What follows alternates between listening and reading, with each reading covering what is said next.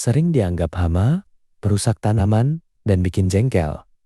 Siapa sangka, hewan berlendir ini justru bisa jadi tambang emas pakan ternak ya. Bekicot menyimpan protein tinggi yang siap bikin peternakan makin cuan. Dengan media alternatif ini, budidaya bekicot jadi jauh lebih fleksibel, hemat tempat, dan hasilnya bisa dilipat gandakan. Media yang ideal harus mampu menjaga kelembapan, suhu, dan sirkulasi udara agar bekicot dapat tumbuh dan berkembang biak secara optimal. Suhu terbaik untuk memelihara bekicot adalah 25 hingga 30 derajat Celcius dengan tingkat kelembapan 80 sampai 95. Selain ember, ada beragam pilihan media lain yang bisa dimanfaatkan untuk ternak bekicot. Di video kali ini akan mengulas media ternak bekicot selain ember yang bisa Anda coba untuk memulai atau mengembangkan usaha budidaya bekicot di pekarangan rumah, bahkan di area perkotaan yang sempit. Tapi sebelum kita lanjut, buat kamu yang baru mampir, buruan klik tombol subscribe dan nyalakan loncengnya sekarang. Dukung terus channel ini biar saya makin semangat bagi tips ternak modal minim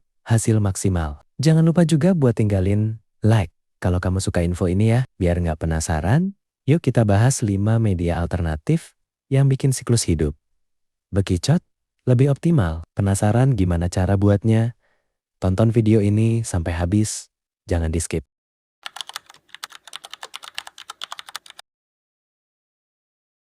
Kandang kayu adalah metode klasik yang terbukti efektif.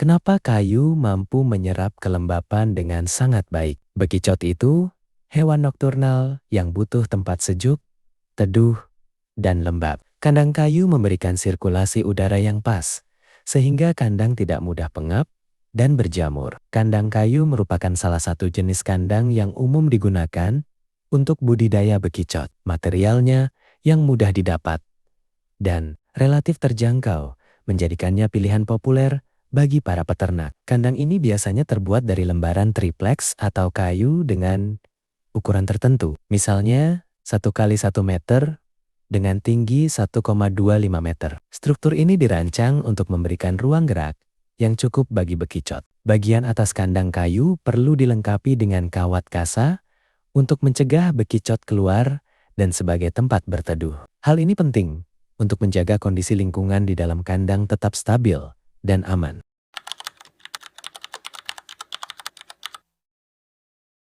Sering frustrasi karena kandang kayu untuk ternak bekicot cepat lapuk, lembab berlebih, dan akhirnya bobol dimakan rayap. Tunggu dulu. Sebelum modal Anda habis sia-sia, temukan rahasia mengapa peternak sukses beralih ke bak semen. Ini bukan cuma soal kokoh, tapi investasi jangka panjang untuk panen melimpah. Bak semen adalah pilihan media kandang lain yang sering digunakan untuk budidaya bekicot. Kandang jenis ini menawarkan durabilitas yang lebih baik dibandingkan kayu, sehingga cocok sebagai investasi jangka panjang. Kandang semen dapat memiliki alas tanah yang mengandung cacing untuk mendukung lingkungan hidup bekicot. Cacing tanah ini juga membantu menggemburkan tanah dan menyerap kotoran, menjaga kelembaban kandang tetap optimal. Ukuran bak semen umumnya tidak jauh berbeda dengan kandang kotak kayu. Disesuaikan dengan kebutuhan dan jumlah bekicot yang akan dibudidayakan. Penting untuk memastikan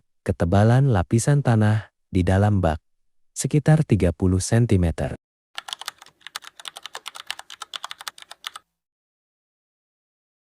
Pemanfaatan drum bekas sebagai wadah budidaya bekicot adalah solusi praktis, mudah dibersihkan, dan ramah lingkungan. Drum yang sudah tidak terpakai dapat diubah menjadi kandang efektif dengan sedikit modifikasi. Drum perlu diisi dengan tanah liat serta kompos sebagai media perkembangbiakan bekicot. Penting untuk menjaga kelembaban. Media dan suhu ideal antara 25 hingga 30 derajat Celcius agar bekicot nyaman dan dapat berkembang biak dengan baik. Drum juga harus memiliki tutup untuk mencegah bekicot keluar, namun tetap memerlukan lubang-lubang kecil untuk sirkulasi udara. Penempatan drum di area yang terkena sinar matahari pagi juga akan mendukung pertumbuhan yang sehat.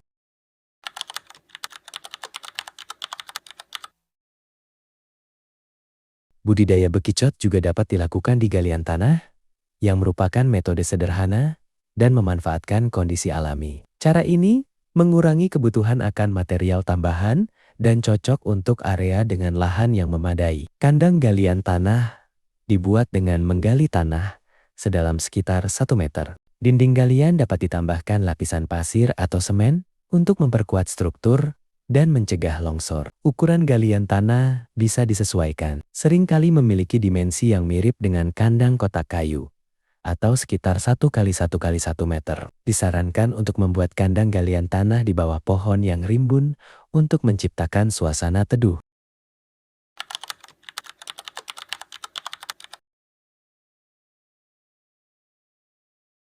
Selain ember, berbagai wadah plastik, bekas lainnya juga dapat dioptimalkan sebagai media ternak bekicot. Ini menawarkan fleksibilitas tinggi dan efisiensi biaya, cocok untuk skala rumahan atau pemula. Kunci keberhasilan terletak pada pemilihan wadah yang tepat dan penciptaan lingkungan yang mendukung. Ini termasuk penyediaan media tanam yang sesuai, pakan bergizi, dan wadah air minum yang bersih. Substrat ideal adalah campuran tanah liat dan kompos bebas bahan kimia dengan ketebalan 3–6 cm. Pastikan ada area yang lebih dalam agar bekicot dapat menggali lubang untuk bertelur dan media mengandung zat kapur untuk cangkang kuat. Kelembaban media juga harus rutin dijaga dengan sprayer. Itu dia 5 media ternak bekicot. Selain ember yang bisa Anda coba agar bekicot cepat besar dan panen lebih maksimal. Kalau Anda ingin tahu pakan paling murah untuk mempercepat pertumbuhan cangkang dan dagingnya, jangan lupa subscribe agar tidak ketinggalan tips cuan budidaya lainnya. Klik tombol like dan nyalakan loncengnya. Bagikan video ini ke teman Anda yang juga tertarik ternak bekicot. Sampai jumpa di video berikutnya. Salam sukses, peternak.